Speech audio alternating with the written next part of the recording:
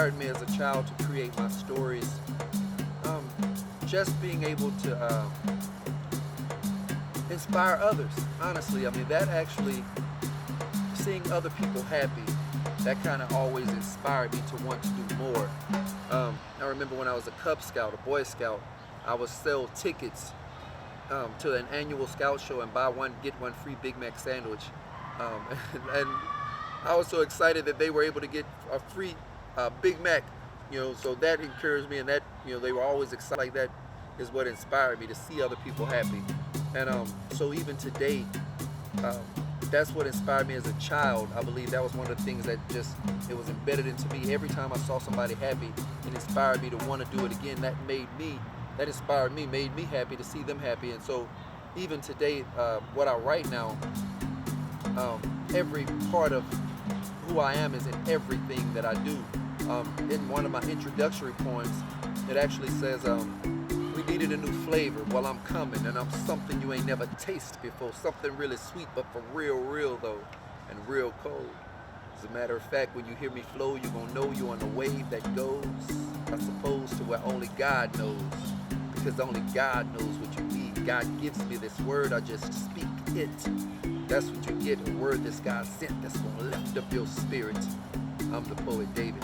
And so even in that, I'm telling you, hey, this is my purpose. I'm here to inspire and to lift you up. And so that, to answer the question, that is what inspired me as a kid to write what I currently create. Just to see people happy. To see love manifest itself in this world at its peaceful self. See everybody come together and to that's what inspires me, to actually have the zealousness and the energy to believe that it will absolutely one day soon happen, and that potentially I can pioneer it, hopefully lead with love and bring that to the world. So that's what inspires me. And as a matter of fact, I've recently even written a song titled Rainbow. And of course, when you see a rainbow, they're beautiful. And all the colors just come together. And so I've written a song titled Rainbow that I really believe that will imagine this particular.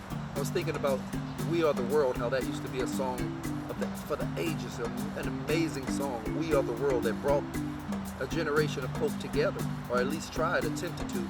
And I believe Rainbow is going to be that song for our generation. So y'all be on the lookout for that. It's coming soon. But that's what inspires me, to see us coming together in love in its most peaceful form. And I say peaceful form, let me say this real quick, because I believe love is still love when it's emotional and it's aggravated. It's still love, but unfortunately it just acts different. And so we've been in the stages, and I believe a lot of people absolutely still love, just don't know how to actually present it and manifest it in a peaceful manner, because there's no peace right now. And so I believe I'm going to pioneer and bring love back and show us how to experience it in a peace. Who is my favorite writer? Now, I don't want this to sound arrogant at all, but honestly, I am my favorite writer. To be honest, I haven't done much reading, honestly, either. Growing up, I've read the Bible. Other than that, I've read another book, one other book, and that was it my whole life. And I've written books. I've just never gotten to write. We are as poets, with the foundation of everything, singing, rapping.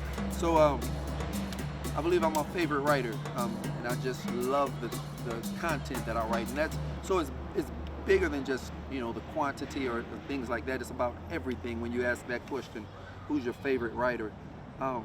I believe I only write for inspiration to inspire.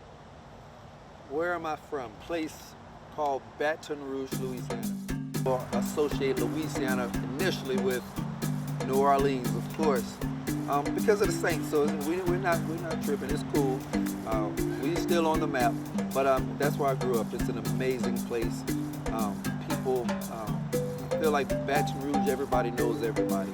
It's congested a little bit, maybe, I don't know. But it's an amazing at home, her home, Baton Rouge. And It's an amazing place. You guys, in New Orleans at the time, and I was, walking around, ministering, talking to people, just sitting, and I said, you know what, there has to be a more effective way, even to where I can touch more people. So I wrote a poem, and that's when I believe I first initially tapped into, like, wow, I have a gift. This poem didn't even actually rhyme. It said, I'll see if I can remember it. When you decide to come, I'll be waiting. But please don't be too late, and please don't let the enemy trick you by convincing you that now isn't the time and that you aren't ready yet. Trust me, he won't ever try and convince you otherwise. So today, if you hear my voice, please harden not your heart against me, because today I desire to save you. I love you. Jesus. P.S. My blood is white. And I let her read it, and she said, if this were on a card, I would purchase it. And I was like, whoa, for real, so I can make money like this. And that's when I recognized that I had the gift of writing, and I started to actually, I guess, operate in it more. So that's when I recognized my gift and started to use it. I'm learning more maturity to kind of like, prioritize things. Because at one point I was working on so many things simultaneously and couldn't get any of them really accomplished. But now I'm working on, okay, so just completed a film titled Decisions. It's a production about an 18-year young child, or an adult, an 18-year young adult, all the way to 40 years young.